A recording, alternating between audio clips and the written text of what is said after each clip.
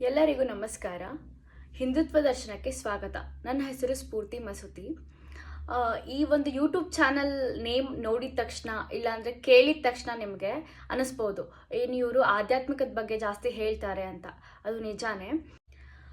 ರಾಮಾಯಣ ಮತ್ತು ಮಹಾಭಾರತ ಈ ಎರಡು ಮಹಾಕಾವ್ಯಗಳು ನಮ್ಮ ಹಿಂದೂ ಧರ್ಮದಲ್ಲಿ ಪ್ರಮುಖವಾದ ಪಾತ್ರವನ್ನು ವಹಿಸುತ್ತವೆ.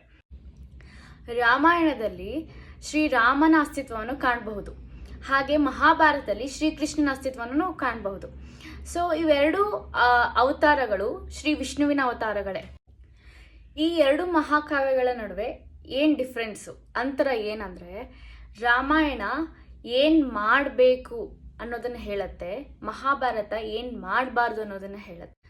ಹಾಗೆ ರಾಮಾಯಣ 7 ಕಾಂಡಗಳು 24,000 ಶ್ಲೋಕಗಳನ್ನು ಒಳಗೊಂಡಿದೆ. ಅದೇ ರೀತಿ ಮಹಾಭಾರತ 1,00,000 ಶ್ಲೋಕಗಳನ್ನು 18 ಪರ್ವಗಳನ್ನು ಒಳಗೊಂಡಿದೆ. ಅಂದರೆ ಇದರ ಅರ್ಥ ಏನಂದರೆ, ಏನು ಮಾಡಬೇಕು ಅನ್ನೋದಕ್ಕಿಂತ ಏನು ಮಾಡಬಾರ್ದು ಅನ್ನೋದನ್ನು ತಿಳ್ಕೊಳ್ಳೋದು ಇಂಪಾರ್ಟೆಂಟ್ ಇಲ್ಲಿ. ಈ ಎರಡು ಒಂದೇ ನಾಣ್ಯದ 2 ಮುಖಗಳ ಥರ, ಎರಡೂ ನಮ್ಮ ಜೀವನದಲ್ಲಿ ಬೇಕೇ ಬೇಕು. ಅದೇ ರೀತಿ ಇವೆರಡನ್ನು ಹೊರತುಪಡಿಸಿದ್ರೆ ಇನ್ನೊಂದು ಹಿಂದೂ ಧರ್ಮದ ಮಹಾಗ್ರಂಥ ಅಂತಲೇ ಹೇಳ್ಬಹುದು, ಭಗವದ್ಗೀತೆ. ಭಗವದ್ಗೀತೆಯಲ್ಲಿ 18 ಅಧ್ಯಾಯ 700 ಶ್ಲೋಕಗಳನ್ನು ಕಾಣ್ತೀವಿ ನಾವು.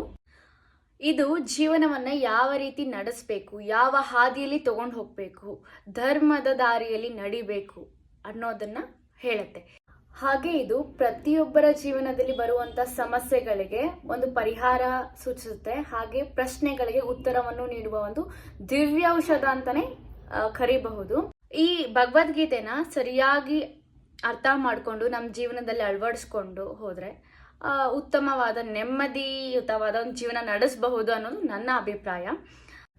ಸೊ ಈ ಗೀತೆ ಅಂದರೆ ಭಗವದ್ಗೀತೆನ ನಿಮ್ಗೆಲ್ಲರಿಗೂ ಅರ್ಥ ಮಾಡಿಸೋಕೆ ಒಂದು ಸಣ್ಣ ಪ್ರಯತ್ನ ಅಷ್ಟೇ ನಂದು.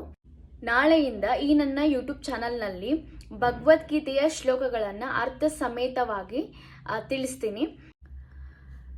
ಯಾರ್ಯಾರು ಈ ವಿಡಿಯೋವನ್ನು ನೋಡ್ತಾ ಇದ್ದೀರಾ, ದಯವಿಟ್ಟು ಈ ಚಾನಲನ್ನು ಸಬ್ಸ್ಕ್ರೈಬ್ ಮಾಡಿ. ಇಷ್ಟ ಆದರೆ ಲೈಕ್ ಮಾಡಿ, ಕಮೆಂಟ್ ಮಾಡಿ, ಶೇರ್ ಮಾಡಿ. Thank you. ರಾಧೆ ರಾಧೆ.